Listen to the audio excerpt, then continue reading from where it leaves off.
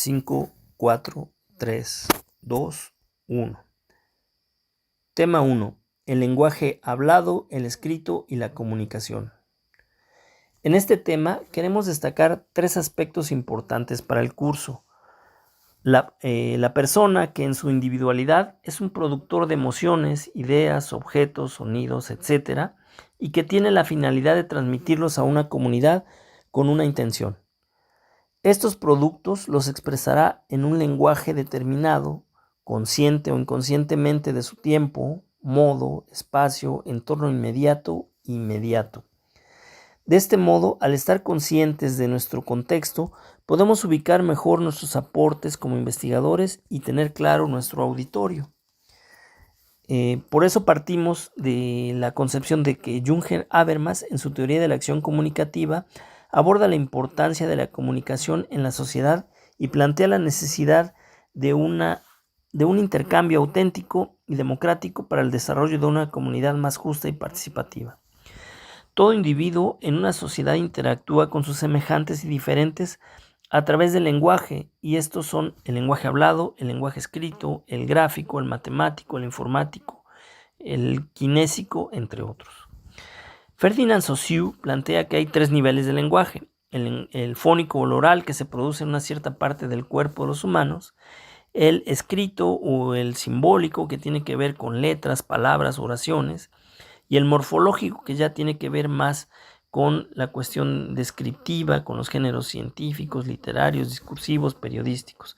Sin embargo, hay otros tipos de lenguajes que también se expresan de manera física, como puede ser la danza, la gimnasia o el musical, ¿no? Que también tiene que ver con objetos externos al ser humano, pero que también producen un cierto sonido físico.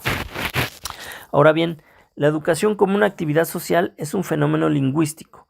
Existe una relación estrecha e indivisible entre las ideas que expresamos para formar a las nuevas generaciones y la lengua. Se concretan por medio de signos lingüísticos, fónicos o gráficos. Se transmiten, se discuten, se modifican, se agregan, se aprueban y se comunican a través de la lengua. De este diálogo intersubjetivo, la discusión entre las personas y el consenso o acuerdo se alcanza bajo cierto procedimiento. Es una de las formas de construir los lazos sociales, construir la verdad en una comunidad, en un municipio, en un estado, en una nación, en una democracia en donde exista el diálogo. Los planteamientos que se hacen en un grupo para deliberar sobre sus fines se hacen por medio del discurso, que puede ser un discurso informativo o argumentativo, con los cuales se da cuenta de los hechos y se expresan las razones para justificar determinadas posturas, criterios, formas de proceder o decisiones. Para objeto de este módulo, que es más práctico que deliberativo, analizaremos la comunicación a través del acto del habla y el acto de escribir. Por otra parte, también queremos verlo desde el punto de vista de cómo se comunican, es decir, veremos brevemente cómo desde la antigüedad griega ya Aristóteles planteaba que en el proceso de comunicación tenía como elementos básicos un emisor, un mensaje y un receptor. Esta concepción duró muchos siglos hasta que a principios del siglo XX, con la explosión demográfica, la industrialización de los procesos manufactureros, la concentración de las poblaciones en las ciudades, las guerras, la aparición de medios masivos de comunicación, etcétera, como son la prensa, radio, televisión, páginas web, se agregaron otros 3 elementos, que es el código, el canal y el contexto.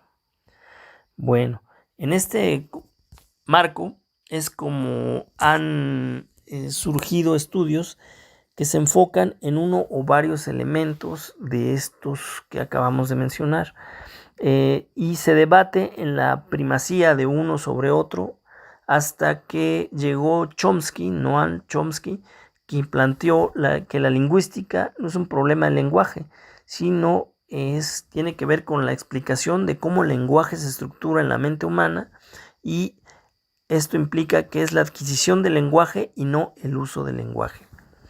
El habla es una conducta totalmente individual, es un componente psicofísico del lenguaje, debido a que implica una actividad mental que llevará a la articulación de sonidos y su uso de los órganos del cuerpo humano.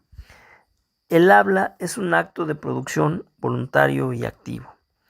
Es importante mencionar que la disciplina que estudia la forma en que el hombre o el sujeto desarrolla los actos de habla y los actos de escribir es la neurociencia cognitiva, en donde estudia cómo el cerebro procesa la información y cómo se traduce en la cognición y el comportamiento.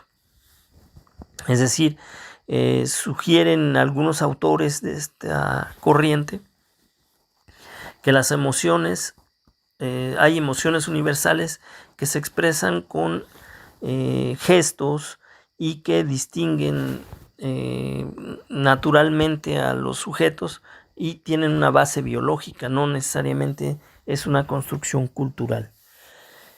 Hay algunas especulaciones sobre el hecho de que antes de hacer consciente una idea, esta es una emoción.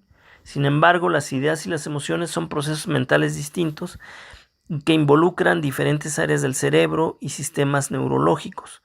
Las ideas están relacionadas con el procesamiento cognitivo y la representación mental de la información, mientras que las emociones están asociadas con una respuesta afectiva a los estímulos y que pueden manifestarse a través de cambios fisiológicos y conductuales.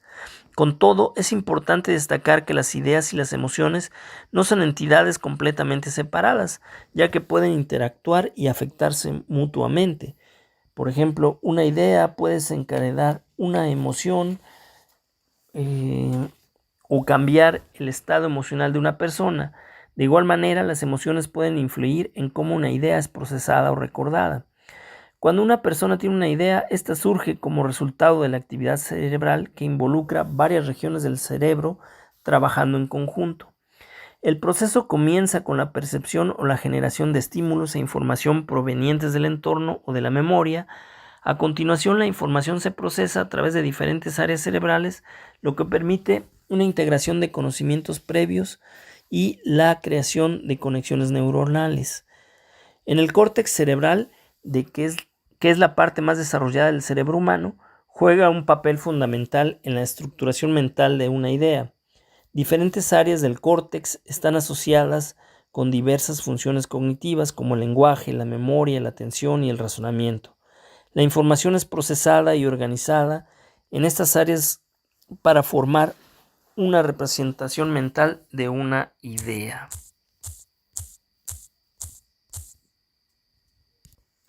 En la diapositiva que estamos observando, vemos cuál es el proceso de estructuración de una idea en una persona y su relación con las emociones. Así vemos que hay diferencias y estamos viendo lo que es la definición, en qué área cerebral se desarrolla, qué tiene que ver con la plasticidad cerebral, la interacción con las emociones, las teorías y modelos, ¿no?, que los pueden ver en el cuadro que se está viendo en este momento. Ahora bien, ya en el ámbito del conocimiento, es importante comentar que el signo lingüístico es una unidad compuesta por dos elementos que se mantienen mutua e indivisiblemente asociados como las dos caras de una moneda. El significante, que es el sonido que constituye la parte del signo lingüístico perceptible por el oído, la imagen acústica, y el significado, que es el contenido, la idea que nos despierta en la mente, el estímulo de escuchar, el significante, la imagen mental. Cuando se habla de signos, no aparecen de modo desordenado, se desarrollan en una línea del tiempo, es decir, que se suceden unos a otros. El significante no es solo un sonido, sino la secuencia de sonidos vocales y consonantes. La linealidad del signo, en la que radica el mecanismo por el que unos signos puedan combinarse con otros para hacer posible la comunicación. También desarrolla los conceptos de lengua y de habla como parte fundamental del proceso de comunicación. Los signos lingüísticos son abstracciones y las asociaciones son ratificadas por el consenso colectivo y cuyo conjunto constituye la lengua son realidades que tienen su asiento en el cerebro. A manera de cierre de este tema, me gustaría comentar brevemente también cómo ha habido escuelas como la de Frankfurt que de alguna manera han hecho también algunas críticas a la razón instrumental, ¿no? En este caso es Max Horkheimer. Publicó un libro en 1947 en el que analiza el concepto de razón y su evolución histórica, desde la razón crítica de la Ilustración hasta la razón instrumental de la sociedad industrial. Su tesis es que la razón ha perdido su carácter emancipatorio y se ha convertido en un mero instrumento al servicio de fines externos, como el poder, el beneficio o la eficiencia. Es lo que hablábamos anteriormente de la intención, de para qué ocupo el lenguaje, con qué fin transmito estas ideas, si no es con una finalidad que en este caso está ayudando a ciertos poderes en perjuicio de otros. Esta razón instrumental no cuestiona los fines que persigue, sino que se limita a buscar los medios más adecuados para lograrlos. Así, la razón se vuelve irracional y se aleja de los valores humanos y morales. Horkheimer critica las corrientes filosóficas que han contribuido a este proceso de degeneración de la razón, como el empirismo, el pragmatismo, el neopositivismo y el neotomismo. También denuncia las consecuencias negativas de la razón instrumental para el individuo y la sociedad, como la alienación, la deshumanización, la uniformización, la dominación o la barbarie. Frente a esta situación, Horkheimer propone recuperar la razón crítica, que es capaz de reflexionar sobre los fines y valores y de resistir a la imposición de una falsa racionalidad. La razón crítica es una razón dialéctica que reconoce la complejidad y la contradicción de la realidad y que busca la emancipación humana. La persona como productor de ideas, metáforas, sentimientos, señas, palabras, música, pinturas, gráficos, fórmulas y símbolos, al vivir en una sociedad tiene una finalidad, una meta, un objetivo particular cuando las quiere compartir en la comunidad. Esta relación que establece con sus semejantes es a través del lenguaje. Entonces, en su carácter de emisor, elabora un mensaje, elige un código, lo transmite a través de un canal y espera que lo reciba un receptor. Estos son los elementos de la comunicación. Sin embargo, este proceso está esquematizado, es una abstracción, es decir, que en la realidad existen otros factores que lo condicionan.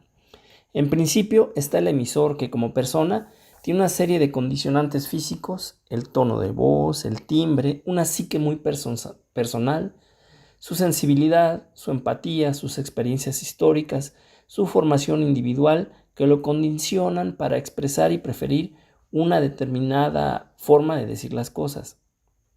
Además, hay un contexto que también lo influye, su historia personal, el medio ambiente, su familia, su comunidad, la información de la que dispone. De este modo, como emisor en el proceso de comunicación, tiene actitudes ante sí mismo, ante el tema y el receptor.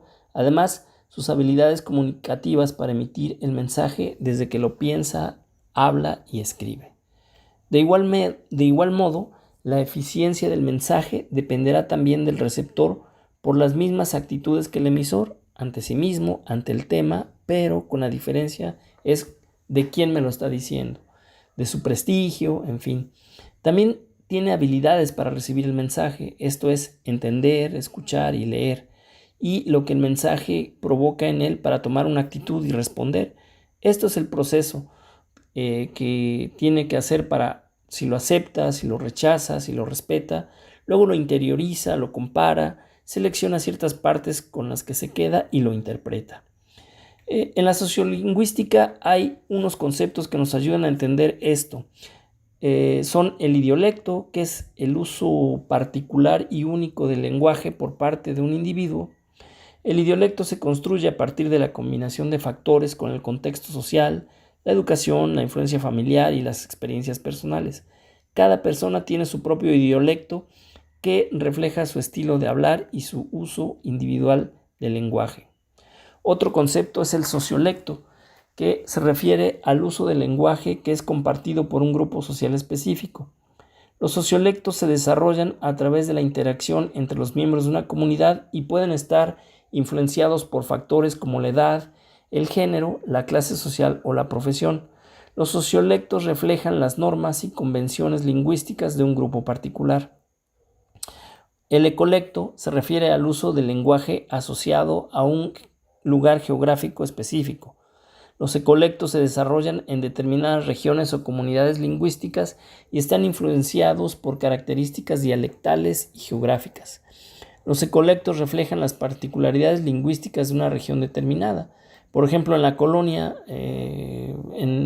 con la llegada de los conquistadores europeos a América y a las islas del Caribe, crearon hablas regionales como el creolé, el bozal y otras hablas en donde mezclaban las lenguas romances con los dialectos indígenas y las hablas de los esclavos africanos, sobre todo aquellos que venían de Angola. Actualmente vemos esto con el spanglés, que se habla en la frontera de México con Estados Unidos, o el portuñol en las fronteras de Brasil con Uruguay, Venezuela y otros países fronterizos con Brasil. Termino este tema planteando que si bien hay una norma estandarizada del lenguaje hablado y escrito que determina la Real Academia de la Lengua Española, que si bien es cierto, estas normas tienen que ver con cómo se acentúa, en dónde debe ir la sílaba tónica, que si debe ir S, C o Z, en fin, otras normas que nos marca en sus diccionarios. Sin embargo, hay autores que han cuestionado sus dictados. Desde el siglo XIX, Andrés Bello, Tema 2, en el siglo XX, García Márquez, y ahorita en el siglo XXI, las colectivas feministas. La construcción de un y texto que académico cuestionan este exige tipo de lenguaje un dominio y porque, ejercicio por de muchas los géneros causas, discursivos, ¿no? que a continuación se enlistan y definen el tema. para tenerlos en cuenta al momento Pero además de redactar. se argumenta que los lenguajes con el paso del tiempo cambian, se van transformando con el contacto lo que con otras exige la lenguas lectura y detenida de además este con las último generaciones. para Tiene extraer que ver de él los con qué contenidos tipo de esenciales. personas se El nuevo criaron texto y qué no debe tipo de emplear relaciones necesariamente las mismas históricas palabras que el de estuvieron en su referencia, tiempo pero sí para se queda poder con ser las de una ideas de su manera autor.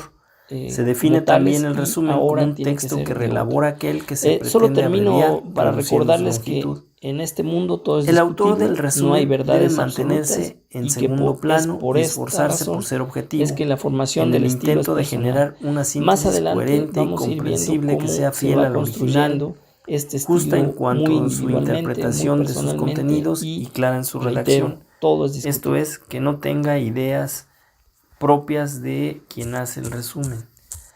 Trata de identificar el tema principal y los alternos del texto, así como las palabras y enunciados clave con ellos relacionados. Es un paso importante para la realización de resúmenes. También puede ayudar a aplicar las siguientes operaciones. Cancelar, que implica suprimir las palabras y expresiones que se refieren a detalles marginales, como información accesoria y explicaciones circunstanciales, cuando no sean necesarias para la comprensión de otra parte del texto. Se trata de información que no es necesario rescatar. Seleccionar implica elegir las partes esenciales del texto y al hacerlo se suprime otras que son repetitivas. Lo que se cancela que queda implícito en lo que se selecciona, por lo que se trata de información recuperable. Generalizar. Se sustituye una serie de palabras por la que una tenga significado abarcador o generalizador. Así, por ejemplo, tigre, león, pantera, cocodrilo, serpiente quedan expresados como animales. Otra operación que tiene que ver para hacer mejor un resumen es la construcción. Debido a un conocimiento previo sobre el tema, se extrae información desglosada por el autor en un esquema de contenido más amplio. Por ejemplo, en lugar de hacer referencia a grupos de neuronas con características unitarias que establecen interacción, se podría hablar de redes neuronales. Otro punto importante de los géneros discursivos es el comentario. El comentario es un juicio, parecer, mención o consideración que se hace oralmente o por escrito acerca de alguien o de algo. La acción comunicativa que consiste en formular juicios, críticas o exponer opiniones propias después de comprender eficientemente un texto. Sinónimos de esta expresión son explicación, glosa, advertencia, razonamiento, aclaración, paráfrasis, crítica, interpretación, exegesis, apostilla y escolio.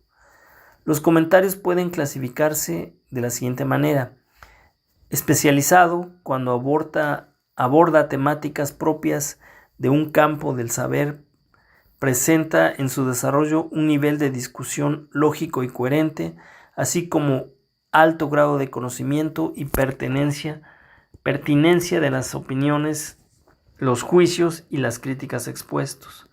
Descriptivo, enuncia una opinión delineando cómo es un objeto, persona, espacio, situación, fenómeno, evento. Explicativo, expone las causas y consecuencias de un fenómeno o hecho y por medio de ellas emite un punto de vista. Comparativo, se estructura exponiendo una opinión al descubrir las relaciones de semejanza o diferencia entre dos o más objetos, fenómenos, hechos o personas. Crítico, se escribe haciendo evaluaciones, apreciaciones y juicios de valor sobre el objeto o tema en cuestión. Analítico, plantea el tema, examina sus componentes, formula una crítica y propone una solución. Interpretativo, a partir de un análisis del tema, con base en conceptos o categorías temáticas, infiere y deriva información no contenida en el texto leído, que se denomina información implícita.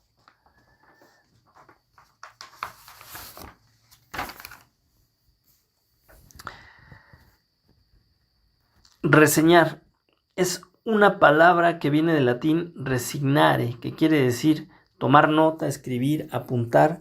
Con base en estas tres actividades se construye la reseña, escrito que tiene por objeto describir y en la mayoría de los casos valorar una obra reciente para darla a conocer al público.